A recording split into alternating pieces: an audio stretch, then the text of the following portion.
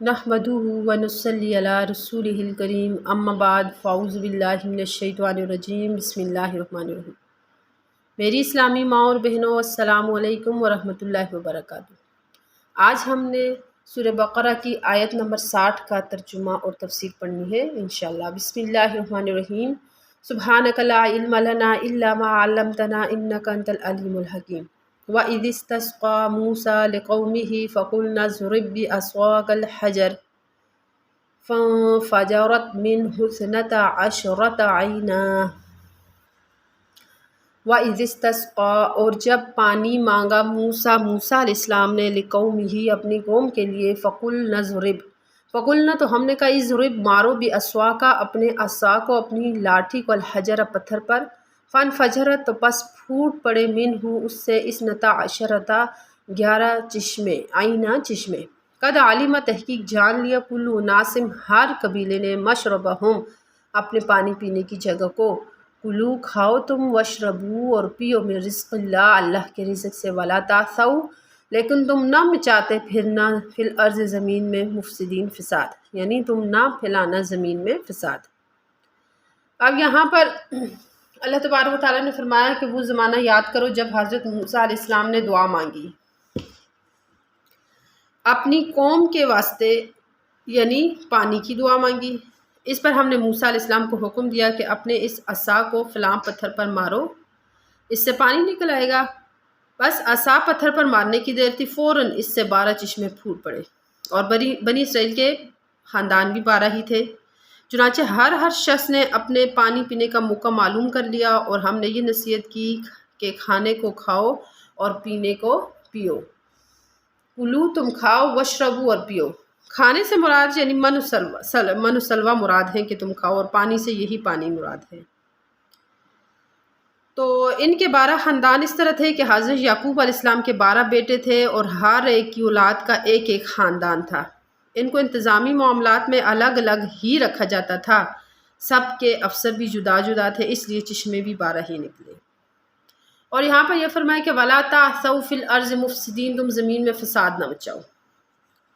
تو اس فساد سے مراد نافرمانی اور اپنے احکام کو چھوڑنا مراد ہے، کہ تم نے نافرمانی نہیں کرنی اور احکام کو چھوڑنا نہیں ہے۔ قاضی بیضاوی رحمۃ اللہ علیہ فرماتے ہیں کہ ایسے خوارق یعنی معجزات کا انکار کرنا بہت بڑی غلطی ہے۔ جب بعض پتھروں میں اللہ تعالیٰ نے بعید از قیاس یعنی قیاس سے بھی دور کی بات ہے اور عقل کے خلاف یہ تاثیر رکھی ہے کہ لوہے کو جذب کرتا ہے، تو اس پتھر میں اگر یہ تاثیر پیدا کر دی کہ اجزائے زمین سے پانی کو جذب کر لے اور پھر اس سے پانی نکلنے لگے، تو اس میں کیا ناممکن بات ہے؟ اللہ تبارک و تعالیٰ چاہے تو ہر کام کر سکتا ہے۔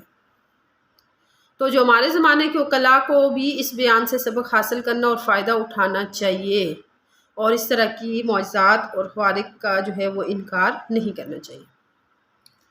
اب اس آیت مذکورہ میں حضرت موسیٰ علیہ السلام نے اپنی قوم کے لیے استسقاء یعنی پانی کی دعا فرمائی۔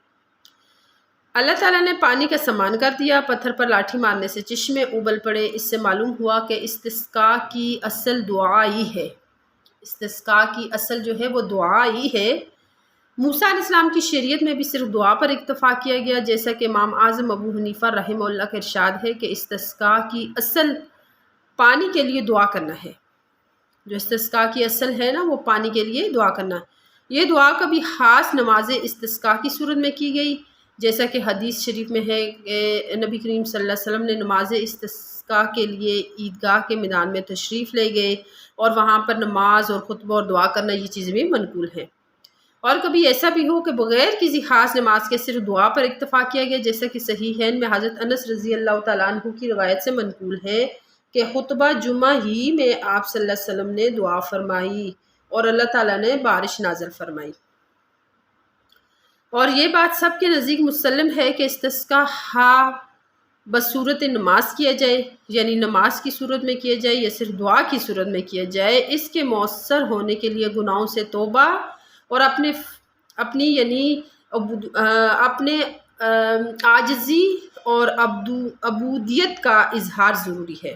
اپنی عاجزی اور عبودیت کا اظہار ضروری ہے، اپنے فقر و مسکنت کا اظہار ضروری ہے، گناہوں پر اصرار اور اللہ تعالیٰ کی نافرمانیوں پر قائم رہتے ہوئے تاثیر دعا کے انتظار کا کسی کو حق نہیں ہے۔ یعنی وہ دعا بھی کر رہے ہیں اور ساتھ ساتھ اپنے گناہوں کو چھوڑ بھی نہیں رہے، اپنی نافرمانیوں پر بھی قائم ہیں، تو پھر انہیں اس دعا کی تاثیر کا انتظار نہیں کرنا چاہیے کہ یہ دعا ہماری قبول ہوگی۔ ہاں، اللہ تعالیٰ اپنے کرم سے یوں بھی قبول فرما لے تو اس کے قبضہ قدرت میں سب کچھ ہے، وہ کر سکتا ہے۔ کوئی کام ایسا نہیں ہے جو اللہ کی قبضہ قدرت سے بعید ہو۔ بے شک وما علینا الا البلاغ۔